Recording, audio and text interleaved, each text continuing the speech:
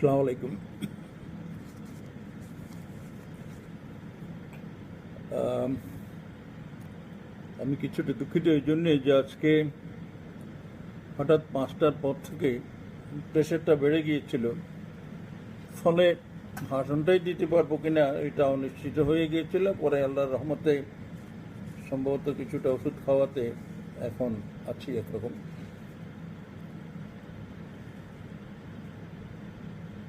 আপনারা জানেন যে এই মাসেই জাতির পিতাকে সপরিবারে হত্যা করা হয়েছিল নৃশংসভাবে। একই সঙ্গে সানিয়াবাদ সাহেব সহ, মনি ভাই সহ তাদের বাড়িতে আরো অনেক লোককে হত্যা করা হয়েছিল। আমি তাদের সকলের আত্মার মাগফিরাত কামনা করছি। তবে আমি এই মুহূর্তে খানিকটা আমার কাছে সান্ত্বনা আছে যে বঙ্গবন্ধুকে যারা হত্যা করেছিল এরকম নৃশংসভাবে, তারা অনেকেই বিচারের আওতায় এসেছে এবং খুনি যারা তারা শাস্তি পেয়েছে। এটা আমার কাছে একটু সান্ত্বনা। আগে যখন এদের বিচার হয় নাই তখন কেবল দুঃখ বোধ ছিল। তো এটার থেকে বোধহয় খুনিদের সকল ক্ষেত্রের সকল পরিমণ্ডলের শিক্ষা নেওয়া উচিত। একরামকে যারা হত্যা করেছে তারাও এখান থেকে শিক্ষা নিতে পারে। এই জন্যে এখন আসল খুনিদের বিরুদ্ধে মামলা হয় নাই, 3-4 বছর হইল, কিন্তু বঙ্গবন্ধুর খুনিদের বিরুদ্ধেও 20 বছর মামলা হয় নাই। 20 বছর পরে মামলা হয়েছে, সাক্ষী সাবুত হয়েছে, রায় হয়েছে, ফাঁসি কার্যকর হয়েছে। সুতরাং সকল খুনির ক্ষেত্রেই এটা প্রযোজ্য এবং একটা উদাহরণ। সুতরাং আমি মনে করি আমাদের একরাম হত্যাকারীদেরও মামলা ঠিকঠাক মতো হবে, বিচার হবে, রায় কার্যকর হবে, এবং সেটা অবশ্য অনেক আগেই হয়ে যাচ্ছে। যাই হোক, সেটা গেল। আমাদের তো ফেনী এখন সবাই জানে যে শান্তির স্বর্গরাজ্য। এই শান্তির স্বর্গরাজ্যই তো একরাম, ধর্মপুরের করিম, আমাদের বালিগাঁওয়ের জয়নাল এদেরকে শেষ করেছে, নিজ দলের লোকদেরকে নিজেরা। আমার আমলে এটা ছিল না, এটা সবাই জানে, সবাই, আমি নিজের থেকে বলার কিছু নাই। এখন যেটা হচ্ছে, এই একরাম বা এরা না শুধু এই শীতের বর্ষার মধ্যেও কয়েকদিন আগে একটা হিন্দু লেবার কে হত্যা করা হয়েছে। সে চাঁড়িপুরে তার এক বোন সহ থাকতো। এখন তার বোনটার কি হয়েছে জানি না, কারণ তার আয়ের উপরেই বোনের দিন চলত। এরপরে গতকাল লালপুলে আমাদের বালিগাঁওয়ের এক হিন্দু সরকারি অফিসার, যে একটি বাড়ি একটি খামার প্রকল্পের কর্মকর্তা, তাকে হত্যা করা হয়েছে। তো যেভাবে তাকে হত্যা করা হয়েছে, এখানে বলা হচ্ছে যে খপ্পরে পড়ে ওই যে কি ওষুধ টষুধ খাওয়াই বেহোশ করে মারে, এটার খপ্পরে পড়েছে। কিন্তু আমার কাছে এটা সেরকম কোনো আলামত মনে হয় না। ওদের খপ্পরে পড়বে একটা সরকারি অফিসার, তারা কি দিবে সেটা খাবে। যাই হোক, আমি এটা কেমন জানি, আমার কাছে বিশ্বাস হচ্ছে না। তো অধ্যাপক আমাদের ষষ্ঠদীর হাবিবুর রহমান, কয়েকদিন আগে তার বাবা মারা গেছে। আমি তারও আত্মার মাগফিরাত কামনা করি। তবে আমার কাছে একটা বৈশিষ্ট্য হচ্ছে, হাবিবের বাবার জানাজার সময় মুষলধারে বৃষ্টি হচ্ছিল, কিন্তু তবুও হাজার হাজার লোক, কেউ সরে নাই, একটা লোকও সরে নাই, এরকম দৃশ্য কম দেখা যায়। সুতরাং এটা একটা লক্ষণ যে উনি বুজুর্গ লোক ছিলেন এবং এলাকায় জনপ্রিয় ছিলেন বলেই লোকও বেশি হয়েছে এবং খুবই মানে জোরালো ঝড়ের মধ্যেও তার প্রতি শ্রদ্ধা জানিয়ে মানুষ ঠিকঠাক মতো জানাজার নামাজ আদায় করেছে। এখন আমার ছোট ভাই বন্ধুর মতোই ছিল, এরামত বাচ্চু খুবই আপনার অসুস্থ, একেবারে বেশি।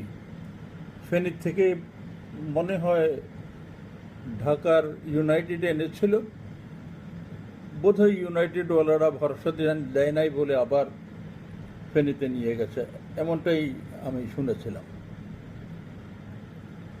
তো এখন আমি একটা খবর, আমার হাজারী কলেজটা এবার ইন্টারমিডিয়েট পরীক্ষায় ফেনী জেলায় প্রথম হয়েছে।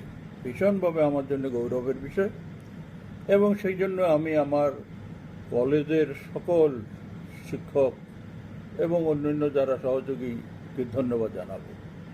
কেননা আমার অনুপস্থিতিতে আমার কলেজ আমার মাথাটা, আমার বুকটা বড় করবে, মাথাটা উজ্জ্বল করবে, আমার মুখটা উজ্জ্বল করবে, এটা খুব একটা ধারণা ছিল না। তো মধ্যখানে আমার তো ভয়ই ছিল আমার কলেজের ছেলেদেরকে নিয়ে কেউ কোনো আবার টিয়াবাট আনাইতেছে কিনা, কারণ আমাদের সিন্ডিকেট নেতাই আইনগত কারণে এমপি ঢাকাতে এটা সভাপতি হয়ে গেছিল, খুব ভয় পেয়েছিলাম। তবে আমি অবশ্য তাকে ধন্যবাদ জানাবো যে সে আমার কলেজটাকে নিয়ে এটা করতে যায় নাই। এরকম ছেলে মেয়েদের নিয়ে আমার তো সুফিয়ান একটা আছে শয়তান, সে কোন দিকে কোনটা নিয়ে কী করে। তো এই জন্য সে যদি করতো তাহলে কিন্তু রেজাল্টটা ভালো হতো না, এটাও সত্য কথা কখনোই অস্বীকার করা উচিত নয় এবং সাহস করে অবশ্যই সবসময় সত্য কথা বলা উচিত। এখন যেটা হচ্ছে, সুফিয়ানের মাটাও মারা গেছে কদিন আগে, আমি অবশ্য তারও আত্মার মাগফিরাত কামনা করব এবং তাকে যে জাতীয় অপকর্মগুণাতে জড়িত সেগুনা বন্ধ করে দেওয়ার জন্য অনুরোধ করব। তো এখন এই হাজারী কলেজ আমি প্রায় 50-60 লক্ষ টাকা কলেজ ফান্ডে রেখে এসেছিলাম এবং এই ফান্ডের টাকা দিয়ে কোনো বিল্ডিং করতে চাই নাই, কারণ এটা জরুরি ভিত্তিতে যখন তখন যে কোনো কাজের জন্য ব্যবহার করা যাবে। আমি চেয়েছিলাম সরকারি অর্থে কোনো না কোনো উন্নয়ন কিংবা বিল্ডিং টেল্ডিং করা, কিন্তু নিজাম গিয়েই ওই কলেজ ফান্ডের আমার টাকাটা দিয়েই একটা বিল্ডিং করেছে আমাদের শরীফ মিয়ারে দিই। বিল্ডিংয়ে দেখাচ্ছে বোধহয় 90-90 লাখ টাকা খরচ, তো তা তো বুঝিনি, অর্ধেক টাকা শেষ মায়ের। তো ওইটা যাই হোক, এখন তো হরিলুট, কন্ট্রাক্টারি উন্নয়ন সব কাজ মানে হরিলুট। এখানেও হচ্ছে তা, এখানে অনেকেই এখন যেটা খারাপ করেছে সে এর মধ্যে ওই নতুন বিল্ডিংটাকে আমাদের সিন্ডিকেট নেতা তার বাপের নামে করছে। কি কারণে? তার বাপ এমন কি কৃতি সন্তান ছিল? কোনো কৃতি সন্তান তো ছিল না। সুতরাং একটা শিক্ষা প্রতিষ্ঠান, আজকে রাস্তাঘাটে হইলে এক কথা, একটা শিক্ষা প্রতিষ্ঠানে তার বাপের নাম দিয়ে করা, 10 বছর পরে যখন কোনো একটা ছাত্র কোনো না কোনো কারণে জিজ্ঞেস করে যদি এটা কে, উনি কি ছিলেন, ওনার আমার মনে হয় বলার মতো কিছু নেই। তো এটা হয়তোবা আমাদের যেহেতু শিক্ষা প্রতিষ্ঠান, এখানে আমাদের জহিরান সাহেব, আমাদের কায়সার সাহেব, আমাদের এর নাম কি, আমাদের ওই মহিলা শহীদ সেলিনা পারভিন, এদের নামে করলে এটা সুন্দর হতো, আমাদেরও গৌরব, ওদেরও স্মৃতি। ফলে আমাদের এইসব বিষয়গুলো আমার মনে হয় বিবেচনায় আনা দরকার। খালি যে কোনো কিছু একটাতে আমার নাম ঢুকে দিলেই যেন মনে হয় বিশাল কিছু একটা হয়ে গেল, না, এটা এইভাবে চিন্তা করা উচিত না। যে বিশাল তার নামে কোনো স্থাপনা না থাকলেও সে বিশালত্ব তার থেকে যায়। তো যাই হোক, এখন আমার এই কলেজ হয়েছে, আপনার প্রথম হয়েছে। তো আবার মধ্যখানে বলা হচ্ছিল যে সিন্দুরপুরের ওইটা কি দরবার কলেজ প্রথম হচ্ছে। আসলে দরবার কলেজ এখনো অনুমোদনই পায় নাই। ওদের ওই যে শিক্ষকদের বেতনের বিষয়টা, এটাও এখনো তারা পায় নাই। ফলে সেটাকে ঠিক অন্য সব কলেজের সঙ্গে একীভূত করে দেখা ঠিক নয়। তো সেইটাকে বাদ দিলেই, আর ওই ক্যাডেট কলেজকে বাদ দিলেই হাজারী কলেজ ফার্স্ট হয়েছে ফেনীবাসীর জন্য, আমার জন্য। এবং আমি মনে, এই যে আমাদের ছাগলনাই আগে ভালো রেজাল্ট করতো, ওরা টাকা দিয়ে ভালো ভালো যারা রেজাল্ট করতো তাদেরকে নিয়ে ভর্তি করতো, কিন্তু কি হইলে বুঝলাম না, এত ভালো ভালো একেবারে গোল্ড টোল্ড পাওয়া গুণাও হইল না। তো যাই হোক, এটা খুশির খবর আমার কাছে, খুবই শত দুঃখের মধ্যেও, শত রাজনৈতিক টানাপোড়ন দুঃখ বেদনার মধ্যেও আমার জন্য এটা ভীষণ আনন্দের বিষয়, খুশির খবর। তো আমি এই প্রসঙ্গে একটা প্রস্তাব করব সরকারের কাছে। এবার অর্ধেকেরও বেশি ছাত্রকে ফেল দেখানো হয়েছে, যেটা স্মরণকালের ইতিহাসে আমি শুনি নাই, দেখি নাই, একেবারে অর্ধেকেরও নিচে। এই বিপুল পরিমাণ ছাত্রকে ফেল দেখানোর কারণে কি হবে, এখন অনেক কলেজের ছাত্র সংকট দেখা দিতে পারে, তারা ছাত্র পাবে না ভর্তি করার জন্য মনে হয়। তো সেই জন্যই এই যে ফেল দেখানো হলো, ফেলদের মধ্যে অনেক ছেলে মেয়ে আত্মহত্যাও করেছে, চরম দুঃখবোধ থেকেই আত্মহত্যাটা হয়। তো এই যে আত্মহত্যা, চরম দুঃখবোধ এবং অনেক ছেলেরই সামান্য কারণে একটা বছর নষ্ট হচ্ছে, সেই কারণে আমি প্রস্তাব করছি যে সমস্ত ছেলেরা এক বিষয়ে ফেল করেছে এবং বিষয়ের উপরে সেই বিষয়ে নম্বর পেয়েছে, তাদেরকে পাস করিয়ে দেন। এবং সেটা যদি না করতে চান, তাইলে কমপক্ষে আমাদের আমলে যেটা ছিল সেই রেফার্ড, এই এক বিষয়ে রেফার্ড পরীক্ষাটা দেওয়ার সুযোগ দেন। আমি আল্লাহর ওয়াস্তে, আমি যদিও নগণ্য ব্যক্তি কিছু না, তবুও আমি আমার অন্তরের অন্তঃস্থল থেকে এই আবেদনটা, এই দাবিটা সরকারের কাছে করছি, প্রধানমন্ত্রীর কাছে করছি, শিক্ষামন্ত্রীর কাছে করছি, সংশ্লিষ্ট সকলের কাছে করছি। তো সেই জন্যে আমি মনে করি এটা আমাদের সব দিক থেকেই ভালো হবে যদি এটা করা হয়। তো এবার একটু রাজনীতির দিকেই যেতে হচ্ছে বাধ্যতামূলকভাবে, কারণ সেসব দিকে না গেলে আমার ওই যে শ্রোতারা, ভিউয়াররা অন্য কোনো শুনতে চায় না। এমনকি কোনটা শুনতে এখন খুব দম বন্ধ করে, নিঃশ্বাস বন্ধ করে বসে হয়েছে, আমি সেটাও জানি, সেটাও কমো। তো এখন হচ্ছে হঠাৎ কথা না বার্তা না, এই কয়দিন থেকে, এই সপ্তাহখানিকও হবে না, সিন্ডিকেটের লোকেরা বলা বলি শুরু করছে যে আমরা আমাদের সাজানো বাগানে কাউকে ঢুকতে দেব না। এটা কি তাদের কি সাজানো বাগান, কিরকম সাজানো বাগান? সাজানো বাগান এটা কাউকে ঢুকতে দেবে না, খালি বাগান নিজে নিজে ঢুকার জন্য নাকি বাগান হয়? আর যেটাকে বুঝাইতে চাইছেন সেটাতে কিন্তু বুঝাই দিলেন যে নমিনেশন ওনারা পাইতেছে না। তো নমিনেশনে যদি পাবে, আগে বলতো যে নমিনেশন যাকে দিবে আমরা সবাই তাকে সমর্থন করব, তাকে বানাবো। আর হঠাৎ করে ঘুরি এখন করতেছে না, আমরা আমাদের সাজানো বাগানে নমিনেশন বুঝি না, কাউকে ঢুকতে দেব না। এটা মুখে বলা যাবে, কাজ করা যাবে না। যাবে না বলে দিলাম, এটা কাজ করা যাবে না। সেই স্বপ্ন থেকে দূরে সরার জন্য বলি, আমি বলি সেই স্বপ্নই থেকে যাবে, বাস্তবায়িত হবে না। নমিনেশন কে পাবে তো আমি জানি না, আমি বলবো না, কিন্তু যে নমিনেশন পাবে, যেই পাবে, আমি বলি সেটা এই সিন্ডিকেটও যদি পায় সেই এমপি হবে। কারণ আওয়ামী লীগ এখন সেরকমই একটা পার্টি। বঙ্গবন্ধুর সময়, ভাসানী সাহেবের সময় যেভাবে বলা হতো আমি নমিনেশন দিছি, তার কথা কোনো প্রশ্ন তুলতে পারবে না, এটা কলা গাছ, মানুষ ওই কলা গাছকেই ভোট দিত। তো এখনো আওয়ামী লীগ নৌকা মানে কলা গাছ। সেজন্যে আমরা কিন্তু নমিনেশন দল করলে, দলের শৃঙ্খলায় বিশ্বাস করলে দলের নমিনেশনকে মানতে হবে, আমরা মেনেছি। তো সেজন্যে এই ধরনের কথা বলে প্রমাণই করে দিচ্ছে যে তারা নমিনেশন পাবে না। আর নমিনেশন না পেয়ে সাজানো বাগানে কাউকে ঢুকতে দেবেন না আল্লাহর রহমতে। সেটা একদিক দিয়ে ভালো হবে যে সেই সময়ে, এখন যে আমার 26 তারিখে ঢুকতে দিলেন না, সেই সময় ঢুকতে না দিয়ে পারেন কিনা। জীবনের শেষ খেলা খেলবো তো, বুঝতেছেন তো, খেলার জন্য টুপি টাপে বদলাই ফেলাইলাম। তো এখন বেশি দেরি নেই তো এই জন্য, এবং লড়াই করে মরতে পারলেই তো আল্লাহর রহমতে এটা তো গৌরবে। সব মানুষই তো মরে, আমিও মরব। কিছু লোক গৌরবের মরা মরে, কিছু লোক সাধারণভাবে মরে।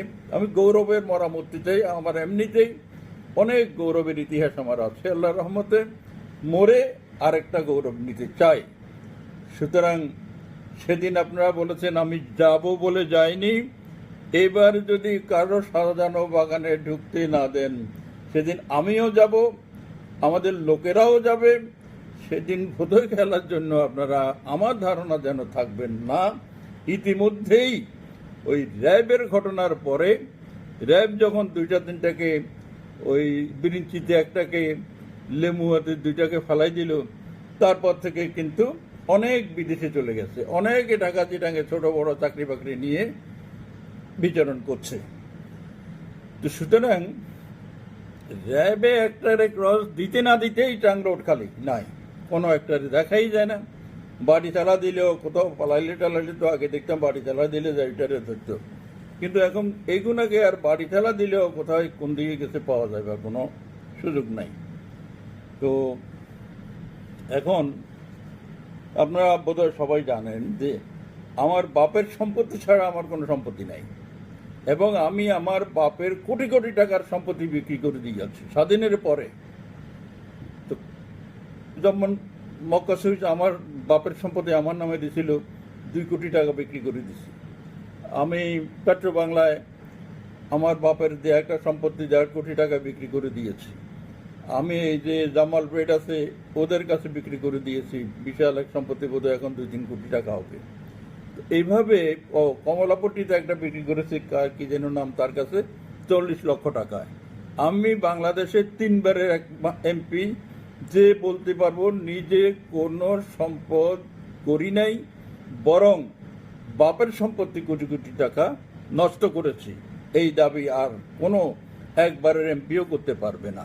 সবাই কিছু না কিছু করেছে, আমি করি নাই। এখন হচ্ছে কি, এই যে নিজাম যেখানে সেখানে ঘোষণা দেয় যাই যে আমি আমার ব্যক্তিগত তহবিল থেকে সিসি ক্যামেরা লাগাবো সারা জেলায়। তো সিসি ক্যামেরা লাগাইতে তো লাগে 3-4-5 কোটি টাকা। এখন এই সিসি ক্যামেরা লাগাবে, ওই আনসারদের নাকারে এটা দিবে, 2-3 কোটি টাকা লাগবে, এরকম কোটি কোটি টাকার প্রকল্পের ঘোষণা দেয়। তার সম্পত্তি কি কি আছে, ইদানিং সে তার বাড়ি থেকে, তাদের বটগাছ থেকে ওই গাঙের পাহাড় পর্যন্ত হিন্দুদের, মুসলমানের, আমাদের ফারুক হাজারি সহ আরও অনেকের সমস্ত সম্পত্তি নিয়েছে, কিনেছে। আমি বলবো সবাই বলছে, সেও বলছে কিনছে, আচ্ছা কিনলো, তাহলে এটা তার সম্পত্তি। সেখানে কোটি কোটি টাকার সম্পত্তি। আমাদের স্মৃতিসৌধ, সেখানে 2-3 একর জমি, তার নিজে এখন যেটা আপনার গুলশানে থাকে 5-6 স্কোয়ার ফিট ফ্ল্যাট, সেইটা এইভাবে বোধহয় খালি বাংলাদেশে ঢাকা শহরে তার সম্পত্তি হবে 100 কোটি টাকা। সে যখন এমপি ছিল না তখন তার বাপের একটা জমি ছিল, সেটাও গফুর হাজারিদের কাছে বিক্রি করে দিছিল। সে আসি আবার অনেকটা জোর করে লই ফেলেছিল, আমার বলে নিতে চাইছিল, আমি সেভাবে নিতে দিই নাই। এর বাইরে কিছু না। তাহলে হঠাৎ এমপি হওয়ার আগে যখন কিছু নাই, এখন শত শত কোটি টাকা, এখন ফ্ল্যাট, এখন এসব। আমি বলি অ্যান্টি কারাপশন, তাদেরকে তো এটা দেখতে হবে যে তার বৈধ আয়ের উৎস কি, নতুবা সে এত কিছু হলো কেমনি? যদি বৈধ উৎস থাকে ঠিক আছে, আরো করো, কিন্তু বাইর করার প্রশ্ন আছে। যদি বৈধ আয় না থাকে, অবৈধ আয় দিয়ে কেনা সকল সম্পত্তি অবৈধ, এবং এটা মামলার আওতায় আসে। এখন আমি আজকে একটা বিষয় আগেই বলে রাখি, আমাদের কি বলবো, নাসিমের একটা স্টেটাসের উপরে কিছু কথা বোধহয় একটু বেশি আলোচনায় আসতে পারে বলে মনে হচ্ছে।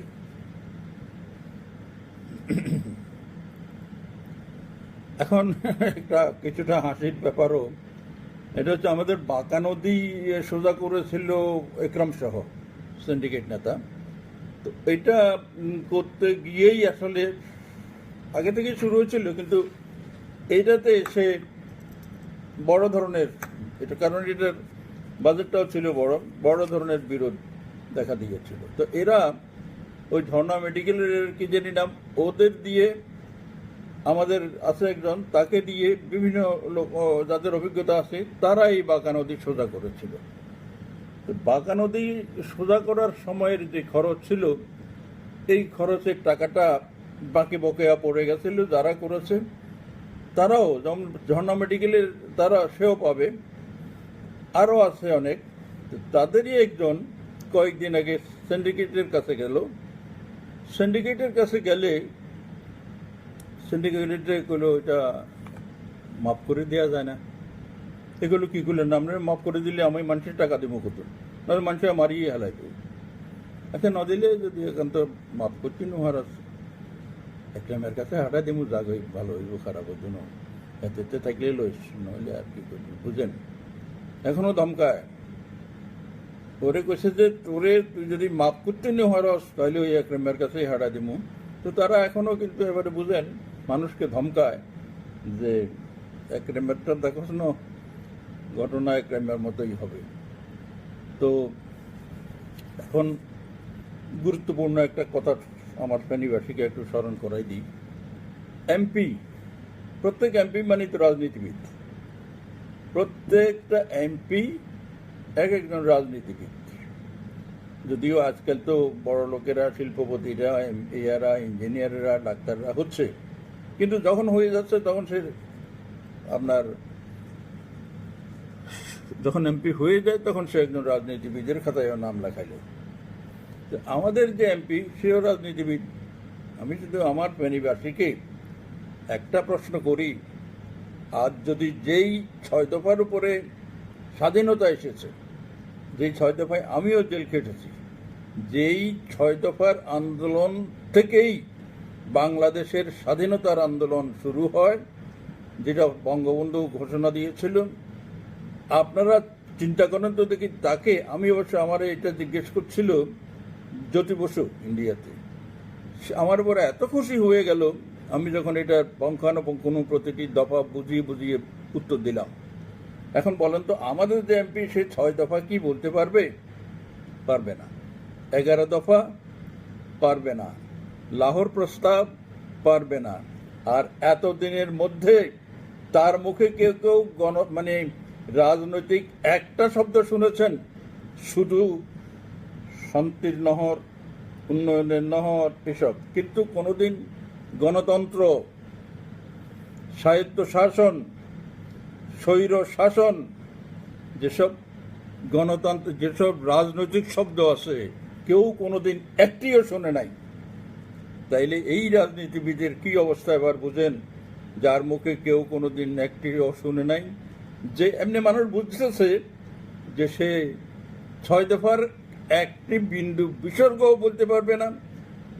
আমাদের লাহোর প্রস্তাবে কি ছিল, কিভাবে পাকিস্তান থেকে বাংলাদেশ হলো, কিভাবে ছাত্রলীগের জন্ম হলো, আজকের এখানে এলো, কিভাবে আওয়ামী লীগ, মুসলিম আওয়ামী লীগ হলো, ভাষা আন্দোলন হলো, রাজনীতির কোনো আলোচনা কোনো দিনই করে নাই যারা আমাদের তার সঙ্গে আজকাল মিটিং মিছিল, তারা বুঝেন। তো এটা দৈন্যতা, এটা আমাদের দৈন্যতা, আমাদের রাজনীতির একটি বড় ধরনের ক্ষতিকর জিনিস। এবার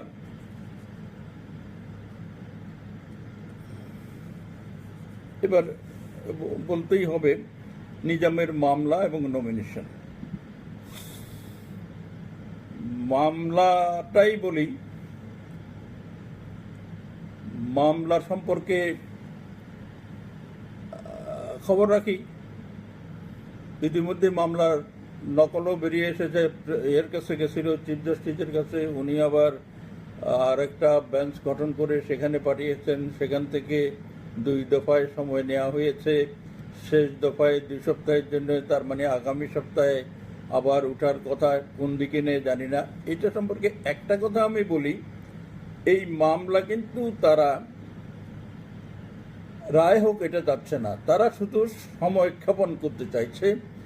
সময়ক্ষেপণের এই মুহূর্তে কিন্তু সুযোগটা কম, সময়ক্ষেপণটা করতে চাইছে বিশেষ করে এখন এই জন্যে, কারণ রায়টা বেরিয়ে যাওয়ার পরে এখন হাইকোর্টের সকল উকিলেরা জানে, সকল বেঞ্চ অফিসারেরা জানে, সকল বিচারকেরা জানে যে এখানে এমদাদুল হক সাহেব অর্থাৎ বড় জজ সাহেব যা লিখেছেন, ছোট জজ সাহেব যা লিখেছেন, এখানে দেখা যায় বড় জজ সাহেবের সঙ্গে কোনো রকমের প্রায় দ্বিমতই ছোট জজ সাহেব করেন নাই। আর বড় জজ সাহেব যা লিখেছেন, অনেক অভিজ্ঞ লোক উকিলকে বলতে শুনেছি যে এই রায়কে, এই রায়ের দাঁড়ি কমা বেশ কম করার কোনো ক্ষমতা বর্তমান ঢাকা হাইকোর্টের কারো আছে বলে মনে হয় না। সুতরাং এইটার রায় কি হতে পারে তারা বুঝে গেছে, সেজন্য তারা এখন এটাকে পিছাইতেই চাইবে। বোধহয় এই পর্যায়ে এই যে বড় একটা ছুটি আছে, সেটা বোধহয় মাস দেড়েকের, তো সেটাকে পর্যন্ত তারা সহজভাবে পার করতে চাইছে আপাতত। এরপরও বিভিন্ন কৌশলে বিভিন্নভাবে সীমা নাই, তো সীমা না থাকলেও আশা করা যায় যে এটা পারবে না। তবু আমি তো যা বলি, আমি কখনোই কোনো কথাকে অতিরঞ্জিত করতে চাই না, কারোকে মিথ্যা কথা বলে ছোট বড় করতে চাই না। আমি যেটা বুঝতেছি আমি সেটা বলবো, এটা ঠিক কি হলো না হলো আমি দরকার নাই, আপনারা দুঃখ পেলেন কি খুশি হলেন দরকার নাই। আমি দুটো কথা এটা সম্পর্কে বলবো। একটা হচ্ছে খালাস হবে না, খালাস পাবে না। এখন যেটা আজকে হোক 2 দিন পরে হোক খালাস পাবে না। আর আমি এই আরেকটা কথা হচ্ছে, এই মামলার মনে হয় ডিসেম্বর পর্যন্ত পরে নিতে পারবে না, ডিসেম্বরের মধ্যেই এটা ফয়সলা হয়ে যাবে।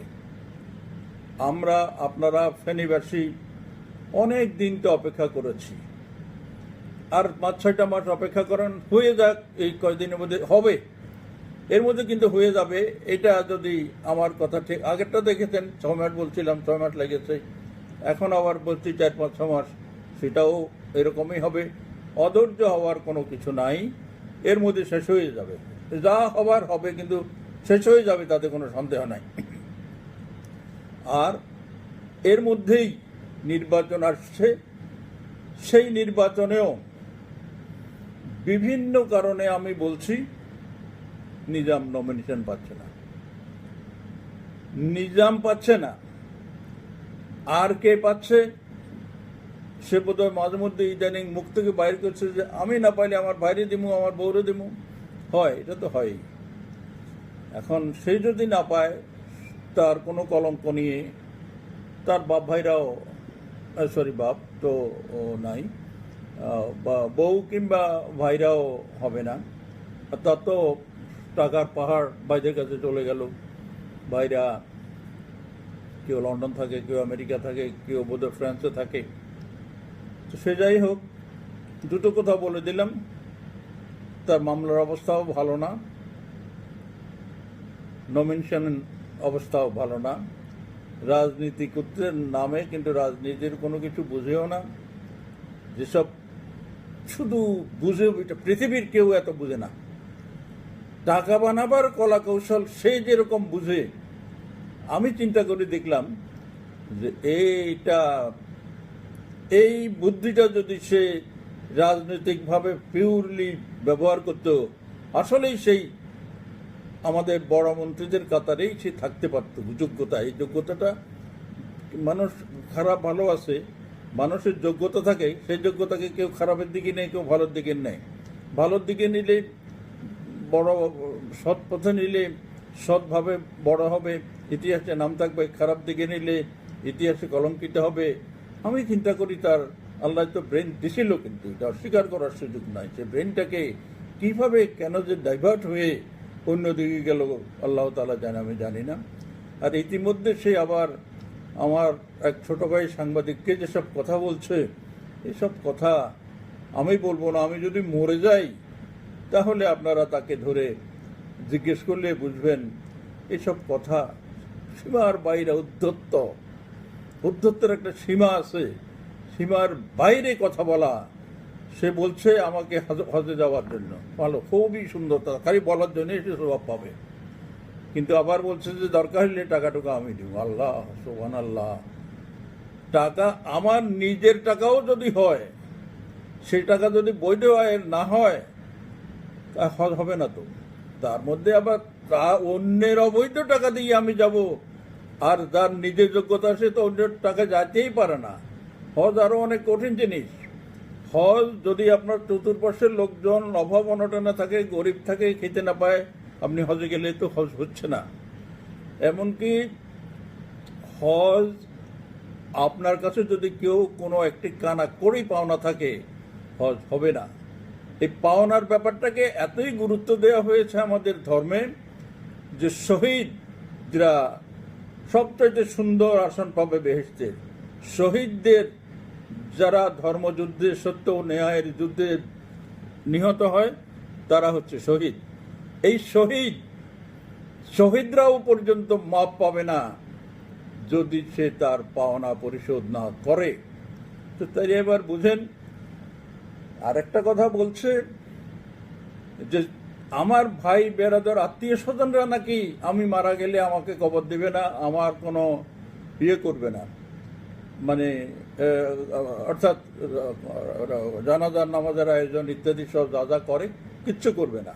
কেন করবে না সে জানে, আমি তো এইটা কোনো কারণে বুঝি না, জানি না।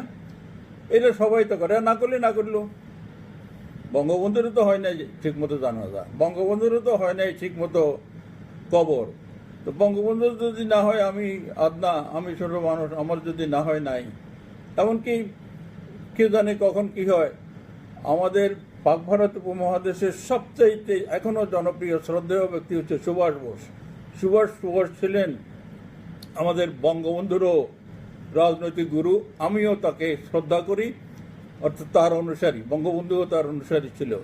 সেই সুভাষ বোসের লাশও কেউ পায় নাই এখন পর্যন্ত, জানে। কিন্তু সমগ্র কলকাতা শহরে, পশ্চিমবঙ্গে, এমনকি ভারতে, উড়িষ্যায়, বিভিন্ন জায়গায় সুভাষ বোসের শ্রদ্ধার ভাবে তার মূর্তি, সেখানে মালা লাগানো আছে, কিন্তু তার লাশ আজও কেউ পায় নাই। কেউ বলে বিমান দুর্ঘটনায় মারা গেছে, এটা ইত্যাদি আছে। তো এখন সেটা হলো এগুলো বলা আল্লাহ জানে, আপনারা মনের ভিতরে রাখেন।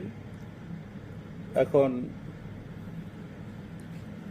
কেউ বলছে, সরি আমি দুঃখিত যে আজকে বোধহয় আমার একটু সময় দিতে হবে, একটু কথা একটু 2, 4, 5টা 10টা মিনিট বেড়ে যাবে, কিন্তু কোনোটা মানে খারাপ নয়, কোনোটা গুরুত্বহীন নয়। সেটা হচ্ছে কেউ বলছিলেন যে ফেনীর আসনটা আবার পরিবর্তন হয়ে যাবে, অর্থাৎ দাগনমইয়া ফেনী, সোনাগাজী ফেনী, ডিএমসি আগে যেরকম ছিল আমার আমলে ওইরকম হয়ে যাবে না। আমি যোগাযোগ করেছি, আমি সচিবের সঙ্গে কথা বলেছি, তারা বলছে আমরা এটা জানি না, আমাদের কাছে কোনো প্রস্তাবও নাই। অথচ এটা মানে ঘুরে বেড়াচ্ছে, কে বা কারা এটা বলছে আমি জানি না। তো এখন আরেকটা কথা বলা হচ্ছিল যে ফেনীতে তো নিজাম ছাড়া প্রার্থী তো নাই। তো প্রার্থী নাই কি, এটা কি প্রার্থীর কিলো, ইকবাল সুবহানের কিলো, আমার কিলো, আমার বোনের কিলো আছে। তো এখন একটা নতুন প্রার্থী বাইরেছে, আমি হয়তো প্রয়োজন মধ্যে তার সমর্থন, ওইটা হলো লাভলু। আমি আমার আমলে তারে 2বার আমি ছাত্রলীগের সভাপতি বানাছিলাম জেলা কমিটি। এখন বোধহয় টাকা পয়সা আছে, আমি জিজ্ঞাসাও করলাম, খুলে যে আল্লাহ রহমতে পয়সা চালাইতে আরো আমি হচ্ছে চালাইতে আইলে আইও সমমত কমও চলি আইও। তুমি তো ইতিহাস আছে, ঐতিহ্য আছে, মামলা খাইছ, কত পলাইছ, আবার তোমরা পাঠা যায় আন্ডা ফলাইছি, তোমার ইতিহাস আছে, তোমার ত্যাগ আছে, তোমার কোনো বদনাম নাই। সুতরাং তুমি দাবিদার। এখন তুমি নমিনেশন পাইবা কিনা পাইবা কিনা সে ভিন্ন কথা, দাবিদার। তো আজকে থেকে আমাদের ফেনী 2-এর জন্য নতুন একটা প্রার্থী দিলাম, সেটা হইল ছাত্রলীগের সাবেক সভাপতি লাবলু। আর আমরা তো অনেকখানে দেখি যারা একবার নমিনেশন পায় তাদেরকে কি কয়, কি এমপি কয় জানি, সাংগঠনিক এমপি। তো তাহলে তো আর বোন খোঁজে যাও সাংগঠনিক এমপি, সে একবার নমিনেশন পেল না। তো খোঁজে যাওয়া যদি সাংগঠনিক এমপি হয়, সে তো এখনো আছে, তো সেও তো নমিনেশন চাইতে পারে এবং সে পাইতেও পারে। কে কখনো কোথায় আমরা রোকেয়া প্রার্থী কোনো দিন আমরা এসব অঞ্চলে কেউ দেখেও না। সে আসি যদি সোনাগাজীতে মহিলা মানুষ হয়ে যেতে পারে, সোনাগাজীতে তো 12-13টা নামছে, আরও কটায় নামে আল্লাহ জানেন। আমি এই মুহূর্তে আগামী মিটিংয়ে আমি কারটা সমর্থন করি, হয়তো বলে দিব, হয়তো পরিবেশ নাও হইতে পারে, হইলে বলে দিব। তবে আমি কে গুসা হবে কে না হবে এটা নিয়ে চিন্তা করি না, বেহায়া টেহাইয়া পছন্দ করি না। আমি আমার যারে পছন্দ করি তার নাম বলেই দেব, সে এবার হোক নমিনেশন পাক না পাক জানি না। আচ্ছা, এখন এবার আমি শেষ অবশ্য নাসিমের স্ট্যাটাসটা নিয়ে কথা বলবো। কথা কিন্তু অনেক বলা যায়, কিন্তু অনেক বলবো না। তবে আমি নাসিমের সঙ্গে ঝগড়া করতে চাই না, কারণ আমি এমনিই দুর্বল অবস্থায় আছি, খারাপ অবস্থায় আছি। আবার কত খারাপ, অবশ্য খারাপ করতে করতে করতে করতে তো শেষ। আর বোধহয় তার খারাপ করার বোধহয় এখন আর মন মানসিকতা নাই হয়তো বা। তো যাই হোক, সে আবেগে বা যেমনি হোক, ওই যে স্ট্যাটাস তো ফেসবুকে খুব বেশি দেখি না তার পেজে, মাঝে মধ্যে যখন যে 2-একটা এটা কিছুটা বিতর্কের সৃষ্টি করে, যদিও কেউ বিতর্ক করে না, তো আমি ওই ফেসবুকের তার ওই স্ট্যাটাসের কিছু প্রশংসাও করব, আবার কঠোর সমালোচনা করতে। যে এই জন্যে ওই ফেসবুকে কথা খুব বেশি না, কথা একেবারে ক্লিয়ার কাট কয়েকটা খালি। বলছে পাশ করার পর 77 সালে পাশ করার পর চট্টগ্রাম কলেজ থেকে ছাত্র রাজনীতি প্রাতিষ্ঠানিকভাবে শুরু করি। যদিও শিশুকাল থেকে অর্থাৎ 68-69 থেকে মিছিলে যোগ দেওয়া শুরু করি। 70-এর নির্বাচন স্পষ্ট মনে আছে, অনেক কিছু স্মৃতিতে উজ্জ্বল। জাসদ, মিজান, আওয়ামী লীগ, রাজ্জাক, বাকশাল, গণফোরাম ইত্যাদির কার্যকলাপও দেখেছি মাঠে থেকে। জীবন বাজি রেখে তারা সহ এরশাদ স্বৈরাচারের বিরুদ্ধে যুদ্ধ করেছি। যুদ্ধা বলো, এই যুদ্ধকে প্রশ্ন করি, তুমি কি একটা দিনের জন্য জেলখানায় গেছো? তুমি কি জীবনে একটি মামলা খেয়েছো? এমন রাজনৈতিক যোদ্ধা একটিও মামলা না খেয়ে একটিও দিনের জন্য জেলখানায় না গিয়ে এত বড় যুদ্ধ হয়ে গেছে আমরা কোনোদিন দেখি নাই, ফেনীবাসী দেখে নাই। তো যাই হোক, নিজে নিজে তো বললে হবে না। বঙ্গবন্ধু জেল খাটলো, শেখ হাসিনা জেল খাটলো, আমরা জেল খাটলাম। তুমি কি জাদু জানি, তুমি জেলও খাটলে না, তুমি কোনোদিন মামলায় পড়লে না। এটা তো চিন্তা, এটা তো করতেই হবে। এখন একটা জিনিস প্রশংসা করবো, আমি আগেই বলেছি, সে সাহস করে কিছু মন্ত্রীর বিরুদ্ধে কথা বলেছে, যেটা আমরা পারি না, এবং আমরা বললে বোধহয় ক্ষতিগ্রস্ত হয়ে যেতাম।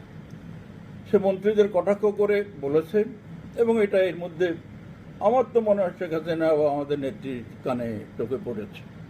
কেননা বোধহয় আজকে আমাদের জাতীয় বড় একটা পত্রিকায় এটা ছাপাইছে, আবার আমাদের পূর্ব পশ্চিমেও বোধহয় দেখছিলাম কালকে।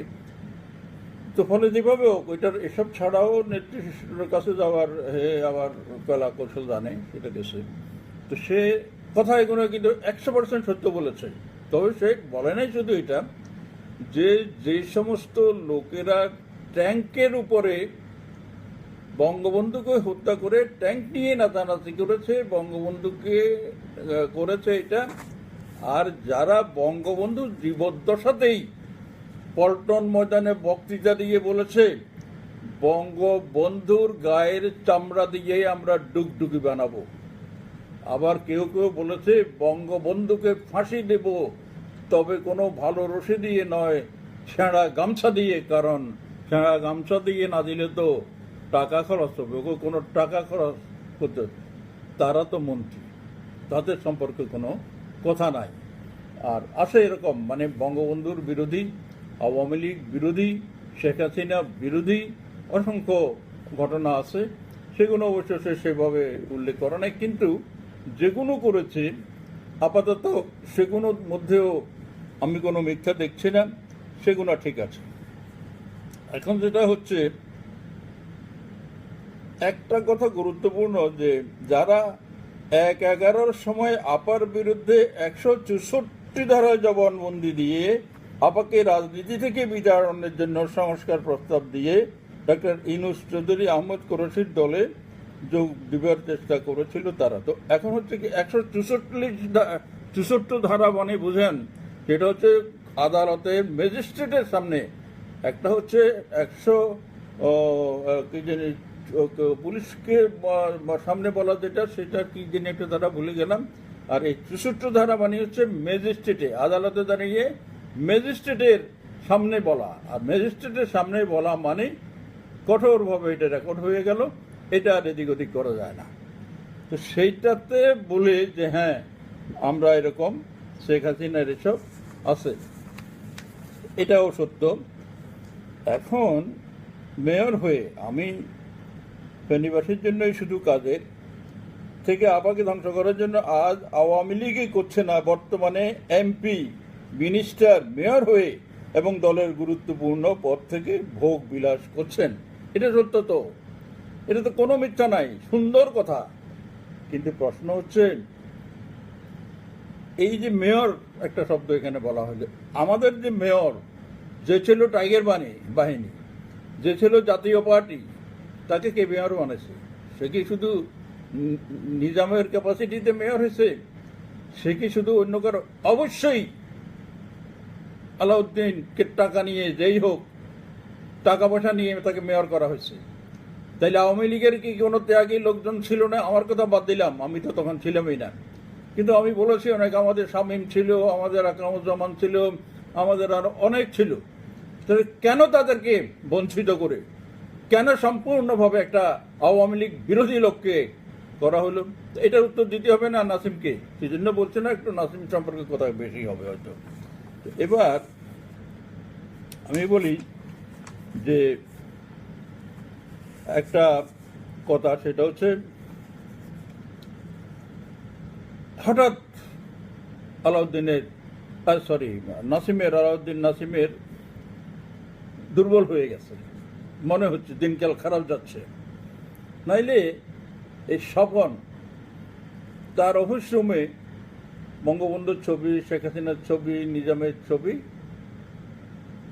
ওবায়দুল কাদেরের ছবি এবং কি স্বপনের ছবি একেবারে ওয়ালে বড় বড় করে সিরিয়াল, কিন্তু নাসিমের ছবিটা নাই। এটার অর্থ নাসিমের গুরুত্ব কমে গেছে, নাসিমকে এরা এখন আর ভয় পাচ্ছে না, অথবা আমাদের ওবায়দুল কাদের বলেছে যে এটা করবা না, এটা করলে আমারটা থাকবে না। তো হেডটা কিন্তু যেভাবে আছে স্বপনের সঙ্গে একসাথে, এটাও একটা বেইজ্জতির মতো নিজামের পরে। তো এগুলোকে তো তারা মানে না, কিছু না। এখন হচ্ছে এই যে এই ঘটনার থেকেও বোঝা গেল যে মনে হয় যেন আলাউদ্দিন নাসিমের শক্তি ক্ষমতা কমেছে হয়তো বা, অবশ্য আবার ক্ষমতা দেখাবার জন্য কোন দিকে চুরি আমার হলে আল্লাহ জানে। তো এখন একেবারে কঠোরভাবে ঘটনা যেটা ঘটল, সেটা হল ছাত্রলীগের 5 জন নেতাকে বহিষ্কার করা হয়েছে, ছাত্রলীগের, এবং এটা বোধহয় তার ক্যাডার, আলাউদ্দিন নাসিমের ক্যাডার, এদেরকে বহিষ্কার করে দিছে। বোঝাই যায় যে এটাতে বোধহয় ইন্ধন বেশি ছিল আমাদের ওবায়দুল কাদের সাহেবের। তো এই বহিষ্কারের আবার কারণ বলা হইতেছে, আমি ঠিক এটা দেখি নাই, যে একটা স্ট্যাটাসকে শেয়ার দিছিল তারা। কোনো শেয়ার দেওয়ার জন্য কাউকে দল থেকে বহিষ্কার করা যেতে পারে বলে আমি ব্যক্তিগতভাবে মনে করি না। সুতরাং আলাউদ্দিন নাসিম এই ব্যাপারে যদি কোনো কথা বলে থাকে সেরকম আমার মতো আমি এটাকে সমর্থন করব।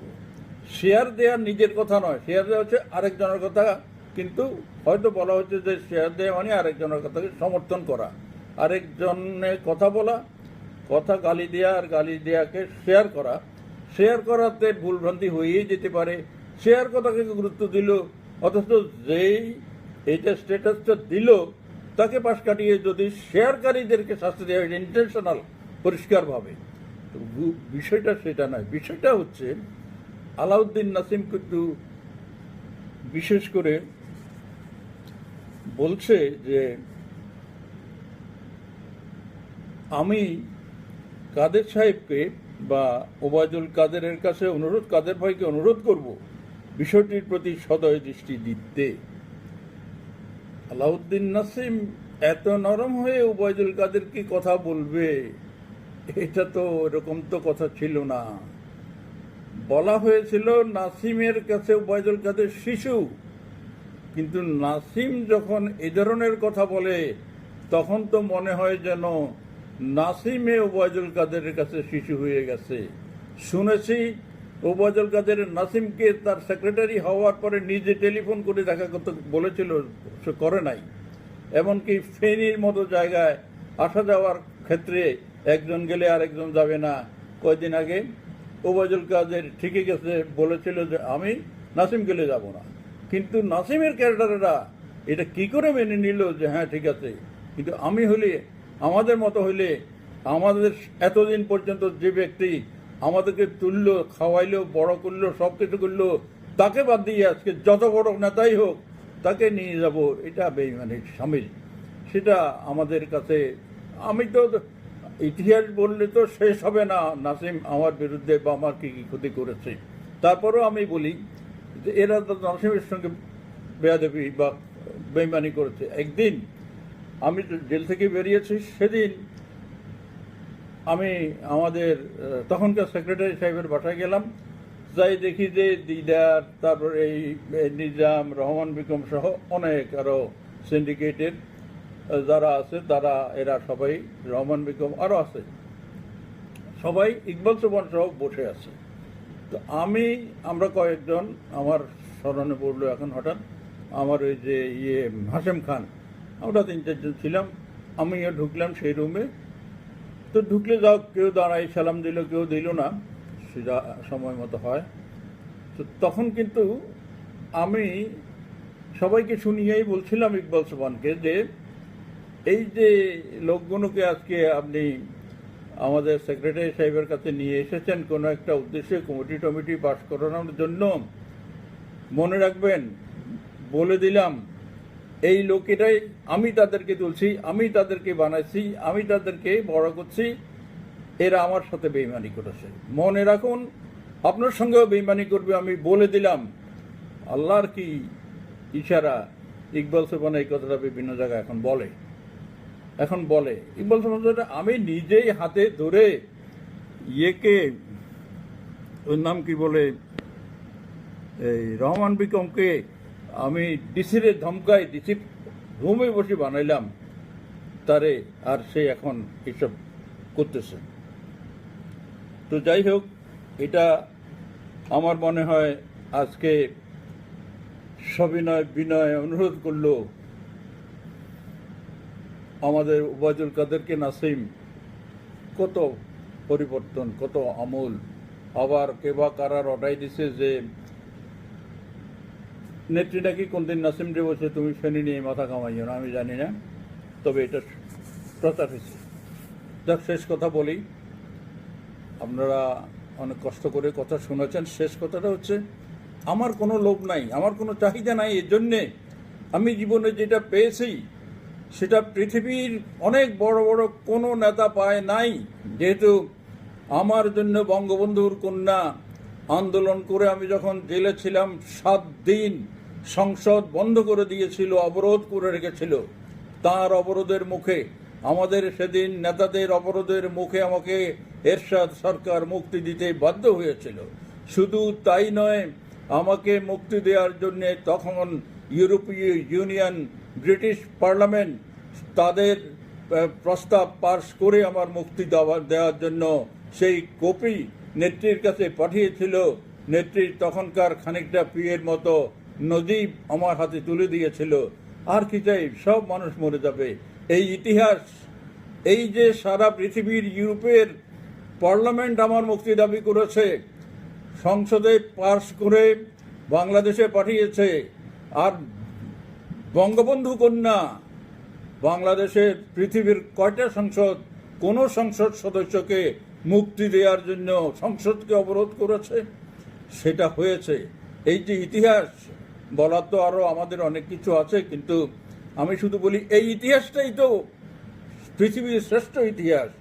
সেই জন্য আমি বলি আমি আর কিছু চাই না। আমি যেটা চাই, ফেনীকে শেষ চাওয়া যেটা আমার, সেটা হচ্ছে ফেনীকে আমি জালিম মুক্ত করতে চাই। আমার শেষ স্বপ্ন, আমার শেষ সাধনা, জালিম মুক্ত করব। প্রস্তুত হন, সময় এসে গেছে। অনেক কষ্ট করেছেন, অনেক ধৈর্য ধরেছেন, অনেক অত্যাচার নির্যাতন সহ্য করেছেন, অনেক লুটপাটকে প্রশ্রয় দিয়েছেন। আসুন, আর মাত্র মাস 6 ব্যাপার, আমরা লড়াই করব, যুদ্ধ করব, জালিম মুক্ত করব ফেনীকে। তাই বলি বন্ধু, আজকে দোদুল্যমান পৃথ্বী, আমরা গঠন করব নতুন ভিত্তি, তারই সূত্রপাতকে করেছে সাধন। হে সাথী, আজকে রক্তিম অভিবাদন। জয় বাংলা।